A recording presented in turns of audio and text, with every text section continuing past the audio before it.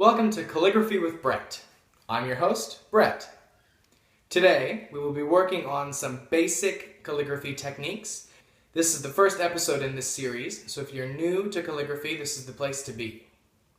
The tools you will need are some sort of a pen. I have with me a quill and ink, but any pen will do. And you will also need some lined paper. The lines are important as they help you adjust the height of your letters. Let's begin. The first topic we should cover is letter height. Letter height is very important. If you're not very careful about your height, even if you have perfect letter formation, the letters can look off. In general, letters come in two heights, full height and half height. A full height letter uses all three lines when writing. For example, the letter A is a full height letter. To make a full height letter, you start on one line, which will be the top line, bring it past a middle line, and have it reach the bottom line. So you use three lines to make a full height letter. You want to touch each of the lines without going past them.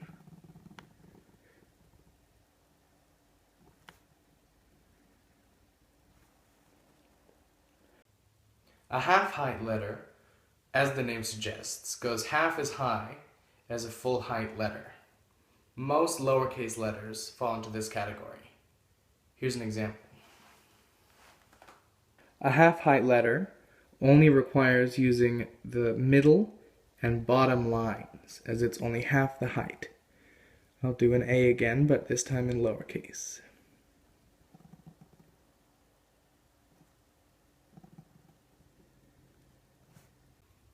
In some cases, a letter drops below the line. This happens with letters such as J and G. A letter with a dip requires you to use a fourth line below the top one. So I'm going to be doing a lowercase g. Being lowercase, it does not reach the top line. It starts on the middle line. I start off my G, but I send it below. Another note to mention is constant angle. You can have perfect formation, but if your angle is off, your letters will look off. The style I choose to use requires roughly a 60-degree angle. If you choose to make your letters more upright or more leaning, that's up to you, but make sure whichever you decide, all the letters match, or they'll look funny. Here's an example. Here, I will write a few letters, but purposefully put them on separate angles to show how it can change the look of the entire word.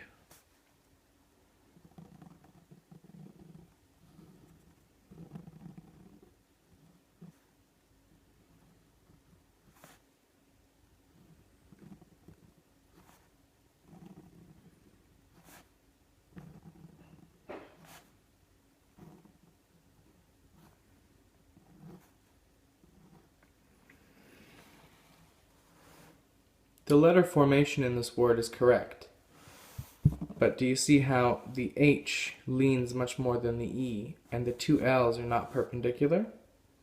It changes the entire look of the word, whereas if the angles were correct,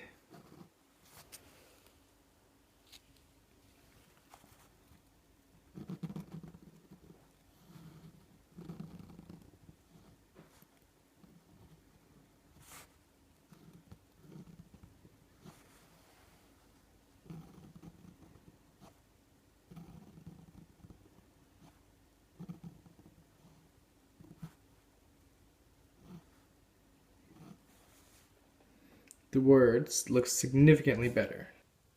Now that we have this basic knowledge, it's time to learn our first three letters: I, C, and A. Let's begin with the lowercase c. I'm choosing this to be my top line, so I have my top, middle, and bottom lines. So I'm going to start my C just below the middle line, I'm going to go up, back down in a curved motion, and then a bit of a flick back up. Now once more just to show. Lightly up, curved around, and flicked back up. Fantastic. Next comes the letter I. There are two variations of an I. You can start right on the line. I'm making this my middle line, and this is the top line. You can start right on the middle line, go down, flick up, and dot it. Or if you choose, or if you're linking with another letter, start just below, go up first, and then follow the same procedure as before.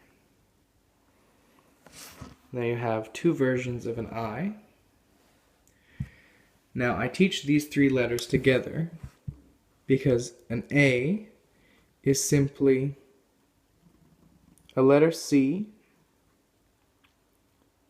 touching an undotted I.